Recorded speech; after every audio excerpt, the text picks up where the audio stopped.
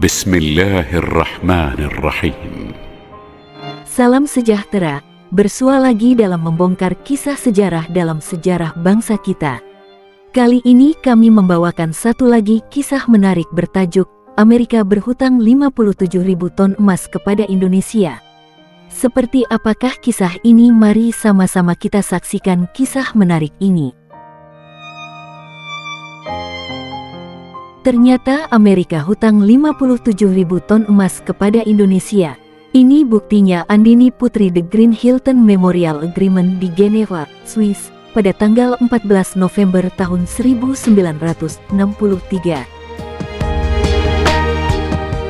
The Green Hilton Memorial Agreement adalah perjanjian yang sangat menggemparkan dunia.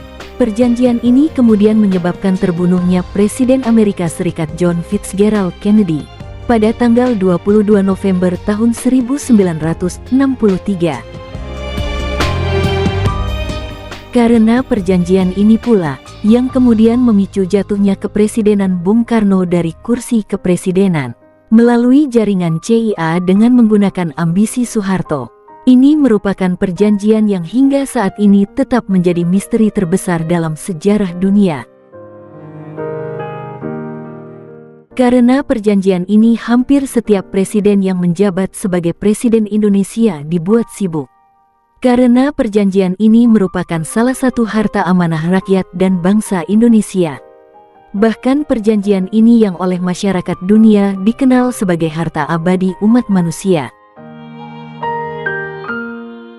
Bayangkan saja jika 57.000 ton emas dirupiahkan, ini sudah sangat bisa memakmurkan seluruh rakyat Indonesia. Tentu tanpa ada kepentingan lain dari para koruptor. Perjanjian inilah yang menjadi latar belakang kerja tim rahasia Soeharto menyiksa Subandrio agar mau buka mulut, yang membuat Megawati kala menjadi Presiden Republik Indonesia menagih janji ke Swiss dengan memberitahu bahwa ia adalah Presiden Republik Indonesia dan putri dari Soekarno. Tapi usahanya masih belum berhasil, yang kemudian membuat SBY membentuk tim rahasia untuk melacak masalah perjanjian ini. Perjanjian yang bernama Green Hilton Memorial Agreement Geneva. Perjanjian ini diambil oleh John F. Kennedy selaku Presiden Amerika Serikat, Soekarno selaku Presiden Indonesia, dan William Fokker mewakili Swiss. Perjanjian yang terjadi di Hotel Hilton Geneva pada 1963 merupakan lanjutan dari MOU yang dilakukan ketiga tokoh tersebut pada tahun 1961.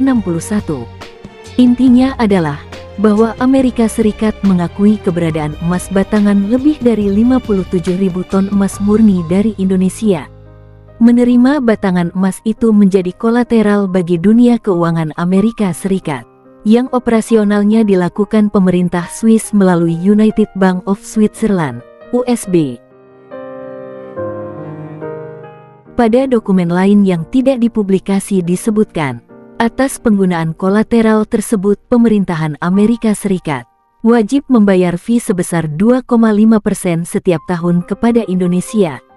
Akan tetapi karena ketakutan akan muncul kepemimpinan yang korup di Indonesia, maka pembayaran fee tersebut bersifat tertutup. Artinya bahwa hak kewenangan pencairan fee tersebut tidak berada pada Presiden Indonesia siapapun, tetapi ada pada sistem perbankan yang sudah dibuat sedemikian rupa, sehingga pencairannya tidaklah mudah, termasuk oleh Presiden Amerika sekalipun. Tentu ini sangat membingungkan dan yang sampai saat ini menjadi pertanyaan bagi Indonesia. Menurut sumber dari Vatikan, ketika Presiden Amerika Serikat menyampaikan niat tersebut pada Vatikan, Paus bertanya apakah pihak Indonesia mengetahui dan telah menyetujuinya. Kabar lain, Amerika Serikat hanya memanfaatkan MOU antara negara G20 di Inggris, di mana SBY sebagai Presiden Indonesia juga ikut menandatangani sebuah kesepakatan yang memberikan otoritas kepada IMF dan World Bank untuk mencari sumber pendanaan alternatif. Kabarnya, Vatikan berpesan kepada IMF agar Indonesia diberi bantuan sebesar 2,7 miliar USD dalam fasilitas SDR, Special Drawing Right, sebagai realisasi dari kesepakatan ini.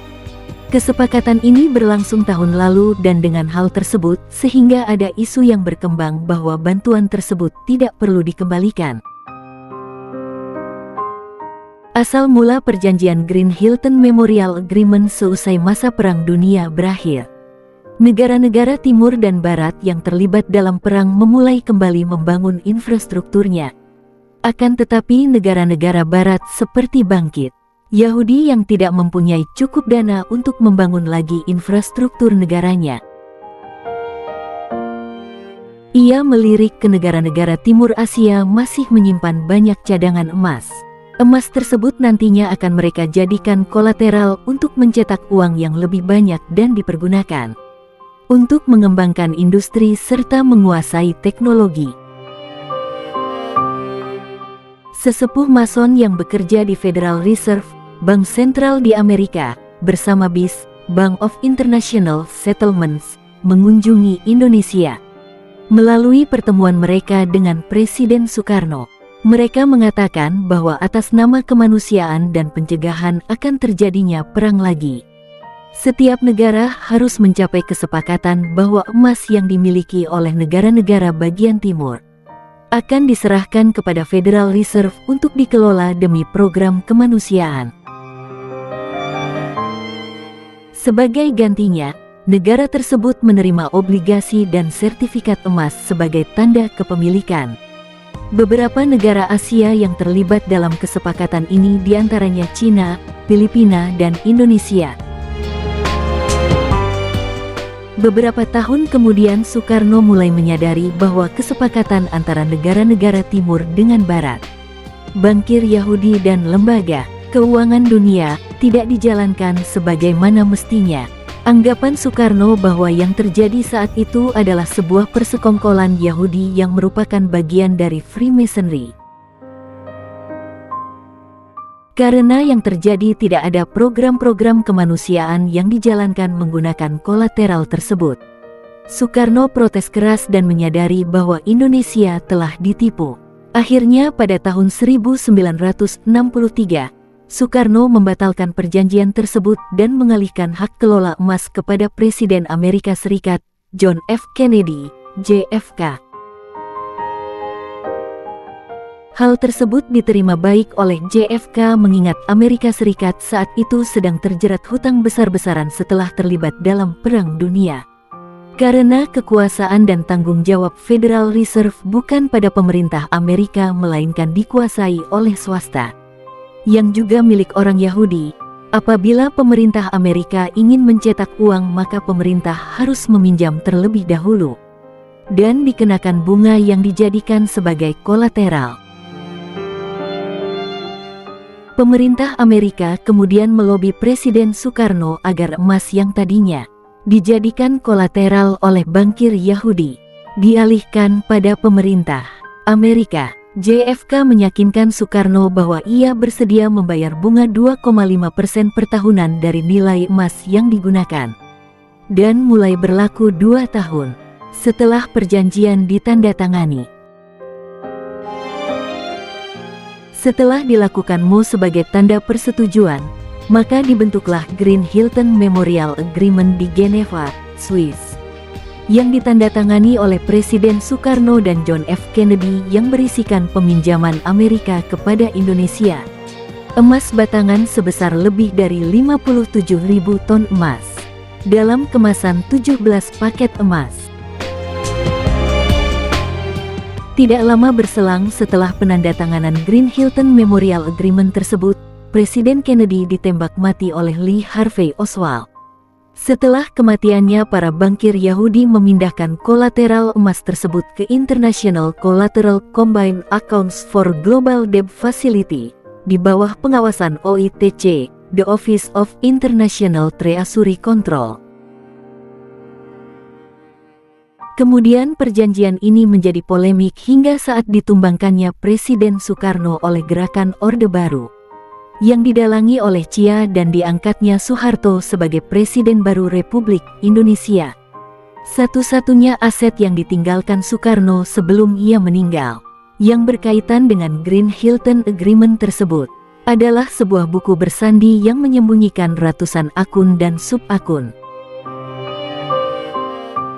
yang digunakan untuk menyimpan emas yang tersimpan di Federal Reserve.